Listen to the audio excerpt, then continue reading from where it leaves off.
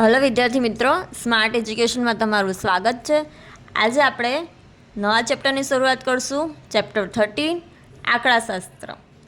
आज आपणे आंकड़ाशास्त्र में सौथी पहला इंट्रोडक्शन जोई लेशुं, सूत्र जोईशुं, सूत्रनी समजण जोईशुं अने पछी दाखलानी शुरुआत करीशुं। आपणे आमां त्रण रीत छे अने त्रण वस्तु शोधवानी हशे। मध्यक, बहुलक अने मध्यस्थ त्रण वस्तु छे। त्रण वस्तुने अलग अलग रीते आपणे शोधवानी छे। तो सौथी पहला आपणे मध्यक जोईशुं। तो मध्यक आपणे केटली रीते शोधी शकशुं? 4 रीते। एक सीधी रीत छे, प्रत्यक्ष रीत, जेनुं सूत्र छे एक्स बार बराबर sigma F I X I छेदमां सिग्मा एफ आई। आने आपणे एक्स बार कहीशुं अने आ साइन छे एने आपणे सिग्मा कहीशुं। तो आपणे आने शुं रीत थाय? एक्स बार बराबर sigma F I X I छेदमां F I. F I sigma F I मतलब एफ आई आपने जे हशे तेनुं आपणे कुल टोटल आपणे नीचे लखशुं। पछी धारेला मध्यकनी रीत। धारेला मध्यकनी रीतनुं सूत्र शुं छे बाळको? एक्स बार बराबर A plus sigma F I D I छेदमां sigma F I. D I नो मतलब अहींया थशे एक्स आई मांथी ए बाद करशुं। आपणे आ अमुक वस्तु नहीं खबर पड़े अत्यारे सूत्र जोता, पण ज्यारे आपणे दाखला गणशुं त्यारे आपणे सरळताथी आवडी जशे। हवे पछी छे पद विचलननी रीत। तो पद विचलननी रीतमां एक्स बार कई रीते जोशुं? तो एक्स बार बराबर A plus sigma F I U I छेदमां सिग्मा एफ आई गुणिया एच। ज्यां एच एटले शुं थाय? वर्ग लंबाई थशे। वर्गोनी लंबाई जे आपी छे तेनो तफावत ते आपणे अहींया वर्ग लंबाई तरीके लखशुं एच। अने ज्यारे मात्र अवलोकन ज आपेला होय त्यारे आपणे खाली एक्स बार शोधवानो होय तो सिग्मा एक्स आई छेदमां एन। आपणे खाली अवलोकनो ज आप्या होय आवी रीते अने आपणे शोधवानो होय एक्स बार खाली, तो आपणे आ सूत्र मूकीने दाखलो गणी शकीए। आ हेतुलक्षी माटे 1 मार्क्सनो छे, 2 मार्क्समां छे एवुं आ पूछाई शके। अने सौथी वधारे आपणे दाखला पद विचलननी रीतथी अहींया करशुं। पड़ी समझ बाळको? हवे जोईए बहुलक। तो बहुलक बराबर बहुलकने आपणे झेड वडे दर्शावशुं। तो झेड बराबर एल प्लस ब्रेकेट में F1 minus F0 छेदमां 2F1 minus F0 minus F2 अने H गुणिया H। ज्यां L शुं थाय छे? L एटले वर्गनी अधसीमा। जे बहुलक आप्या होय बहुलक वर्ग तेनी अधसीमा। पछी F1 एटले शुं थशे? वर्गनी आवृत्ति थशे। आवृत्तिने F1 कहीशुं अने आगळना वर्गनी आवृत्तिने F0 अने पाछळना वर्गनी आवृत्तिने F2 कहीशुं। અને એચ એટલે વર્ગ લંબાઈ। આ ખાલી તમારે યાદ રાખવાનું છે બાળકો। આ તમે દાખલા ગણશો એટલે ખબર પડતી જશે કે કયું F1 છે, કયું F0 છે, કયું F2 છે, એચ શું છે। એ આપણે જેમ જેમ દાખલા ગણશું તેમ એમ આપણને ખબર પડતી જશે। અત્યારે તમારે સૂત્ર યાદ રાખવાનું છે અને આ વસ્તુ યાદ રાખવાની છે। પછી છે મધ્યસ્થ। હવે મધ્યસ્થનું સૂત્ર શું છે? મધ્યસ્થ કઈ રીતે આપણે જોઈ શકશું? તો પહેલાં તો વર્ગીકૃત માહિતીનો મધ્યસ્થ। વર્ગીકૃત કોને કહેવાય બાળકો? કે આવી રીતે જો વર્ગ કરીને આપ્યા હોય તેને વર્ગીકૃત કહેવાય માહિતી। અને અવર્ગીકૃત માહિતી કેને કહેવાય? કે જે વર્ગમાં નથી, સિમ્પલ રીતે આપેલું છે, જેને અવર્ગીકૃત કહેવાય, જે વર્ગમાં દર્શાવ્યું નથી। તો વર્ગીકૃત માહિતીનો મધ્યસ્થ શું છે? એમ। એમ બરાબર એલ પ્લસ એનના છેદમાં 2 માઇનસ એફ અને આખાના છેદમાં એફ ગુણ્યા એચ। અને અવર્ગીકૃત માહિતીનો મધ્યસ્થ આપણે કઈ રીતે શોધશું? તો એમ બરાબર જ્યારે એન અયુગ્મ સંખ્યા હોય તો એન બરાબર એન પ્લસ 1 છેદમાં 2નું અવલોકન અને યુગ્મ હોય ત્યારે એન અપોન 2નું અવલોકન પ્લસ એન છેદમાં 2 પ્લસ 1નું અવલોકન અને આખાના છેદમાં 2। આ આપણને સૂત્ર ખાલી યાદ રાખવાના છે। બાકી જેમ દાખલા ગણશું તેમ આપણને ખબર પડી જ જશે, એટલે વધારે ટેન્શન લેવાની જરૂર નથી।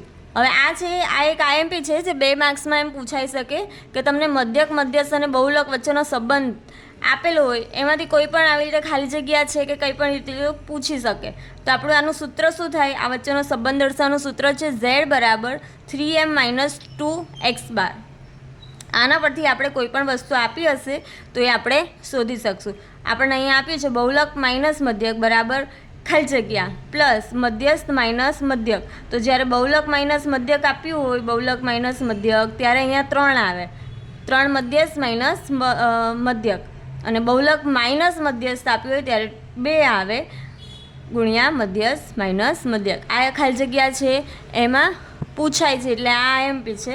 આપણે ખાલી નંબર્સ યાદ રાખવાના છે. હવે આપણે દાખલાની શરૂઆત કરીએ.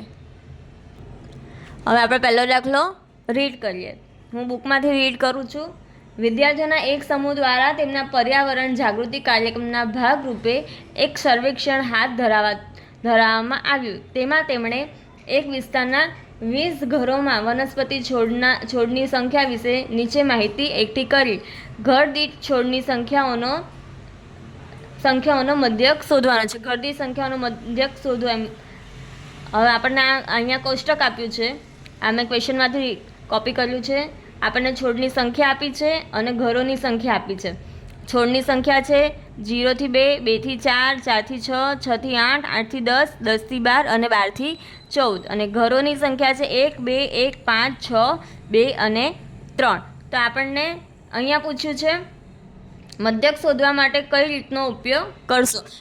આપણને એ ક્લિયર નથી કર્યું કે આ રીતથી શોધો. આપણે આપણી રીતે જે રીત આપણને શોધવી હોય એ રીતે આપણે શોધી શકશું. એટલે આપણે મોસ્ટ ઓફ બધા સમ પદ વિચલનની રીતથી કરીશું. તો આપણે અહીંયા પદ વિચલનનું સૂત્ર લખવું છે. તો આ ઘરોની સંખ્યા એને આપણે શું કહીશું? એને આપણે એફઆઈ કહી દઈશું. એને શું કહેવાય? આવૃત્તિ કહેવાય. એને શું કહેવાય? આવૃત્તિ. જેને આપણે એફઆઈ નામ આપી દઈએ, આવૃત્તિ. હવે આપણે એફઆઈ આપણું પદ વિચલનનું સૂત્ર શું છે બાળકો? એક વખત યાદ કરી લેજો. પદ વિચલનનું સૂત્ર છે આપણું a પ્લસ સિગ્મા એફઆઈ યુવાય છેદમાં સિગ્મા એફઆઈ ગુણ્યા એચ. એટલે કે આપણને અહીંયા યુઆઈની જરૂર પડશે અને પછી એફઆઈ યુઆઈની જરૂર પડશે. એટલે આપણે બોક્સમાં લખી દીધા છે આપણને જે જરૂર પડે તે. એટલે મધ્ય કિંમત પહેલાં શોધવી પડશે, પછી આપણને યુઆઈ મળશે અને પછી ગુણાકાર કરતાં આપણને શું મળી જશે? FI UI. આપણને સૂત્ર ખબર પડશે, સૂત્ર ખબર હશે તો આપણને ખબર પડશે કે આપણે કયું શોધવાનું છે. અહીંયા પડી સમજ બાળકો? સૌથી પહેલાં આપણે આનું ટોટલ કરી દઈએ. આનું ટોટલ થશે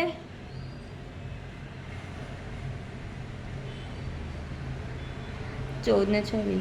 આપણું આ એફઆઈ છે, આનું કુલ ટોટલ એટલે આ થઈ ગયું સિગ્મા એફઆઈ. આપણે એફઆઈની આવૃત્તિનો સરવાળો સિગ્મા એફઆઈ કહેવાય. આ મારું ટોટલ થયું 20. હવે અહીંયા મારે મધ્ય કિંમત જોઈએ છે. મધ્ય કિંમતને આપણે એક્સઆઈ વડે દર્શાવશું. શેના વડે? એક્સઆઈ વડે. પડી સમજ બાળકો? હવે આ મધ્ય કિંમત કઈ રીતે શોધાશે? હવે હું તમને કહું. મધ્ય કિંમત એટલે આ બંને નંબરનો સરવાળો ભાગ્યા 2 કરવાનું. તો 0 + 2 2 અને 2 ભાગ્યા 2 એટલે 1. 2 ને 4 6, 6 ભાગ્યા 2 એટલે 3. પછી 6 ને 4 ને 6 10, 10 ભાગ્યા 2 એટલે 5. 6 ને 8 14, 14 ભાગ્યા 2 એટલે 7. 8 ને 10 18, 18 ભાગ્યા 2 એટલે 9. 10 ને 12 22, 22 ભાગ્યા 2 એટલે 11. અને 12 ને 14, 4 ને 2 6, 26. તો 26 ભાગ્યા 2 એટલે 13. મધ્ય કિંમત આપણે એવી રીતે શોધાશે. અને તેમ છતાં જો ન ખબર પડે તો હું એક વખત અહીંયા મધ્ય કિંમત માટે તમને એક રીત બતાવી દઉં કે 0 થી 2નો વર્ગ છે તો એનો આપણે એના વર્ગ માટે 0 + 2 છેદમાં 2 એટલે 2 ના 2 તો થયા 1. પછી 2 થી 4 તો આવી રીતે લખવાના 2 + 4, 4 ને 2 6 અને 2 એટલે આવ્યો 3. આપણે મધ્ય કિંમત આવી રીતે શોધી શકશું. આપણને મધ્ય કિંમત મળી ગઈ. હવે આપણે યુઆઈ શોધવાનો છે. શું શોધવાનો છે? યુઆઈ. હવે યુઆઈ માટે આપણે એ શું કરવો પડશે? ધારવો પડે. એને આપણે ધારવો પડે. તો બને ત્યાં સુધી વચ્ચેનો નંબર ધારાય. તો આપણે વચ્ચેનો નંબર 7 લઈ લઈએ. તો 7ને એ નામ આપી દઈએ. તો જે નંબર ધારેલો છે એની સામે આપણે 0 લખી દેવાનું. શું લખવાનું? એની સામે 0. તો એની ઉપર જેમ ઉપર જઈએ તેમ માઇનસ નંબર આવે. તો -1, -2, -3 અને નીચે આવીએ તો તેમ પ્લસ આવે. હવે આ માઇનસ કેવી રીતે આવ્યા, પ્લસ કેવી રીતે આવ્યા એ પણ હું તમને એક વખત સમજાવી દઉં. આપણું અહીંયા સૂત્ર શું છે બાળકો? xi - a ભાગ્યા a. અહીંયા એક વખત હું તમને યુઆઈ કેવી રીતે શોધાય તે બતાવી દઉં. xi - a ભાગ્યા h. પડી સમજ બાળકો? આપણી xi કઈ છે? આ. આપણે સૌ પ્રથમ આની આ આપણે ધારેલો છે 0. આપણે આ શોધવાનું છે તો આપણી xi કેટલી છે? 5 - આપણું એ કેટલું છે 7,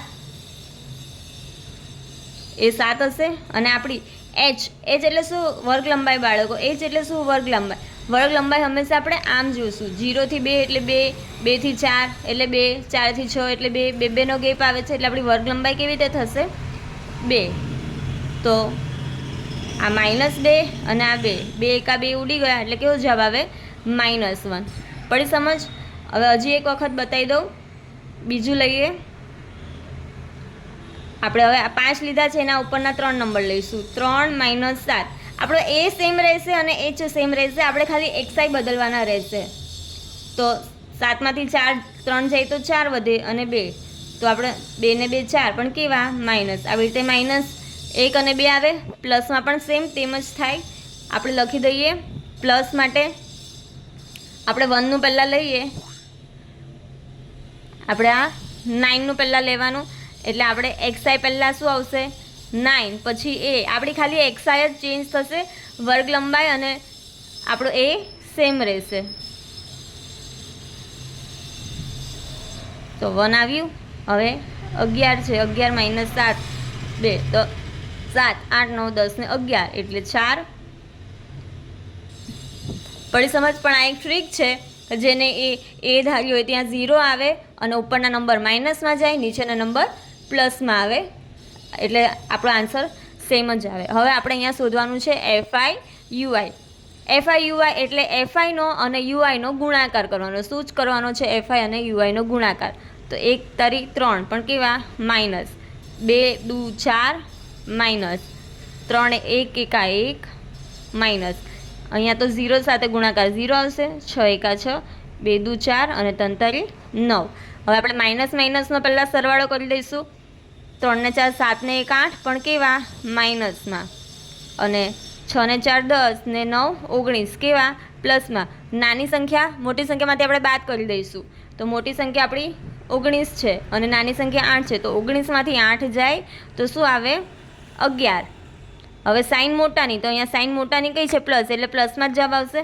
એટલે આપણો સિગ્મા એફઆઈ યુઆઈ કેટલો આવશે? 11. આપણું કોષ્ટક કમ્પ્લીટ થયું બાળકો. હવે આપણે આને સૂત્ર મૂકી દઈશું અને સૂત્રમાં કમ્પ્લીટ કરી દઈશું. તો આપણે અહીંયા લખશું પદ વિચલનની રીત.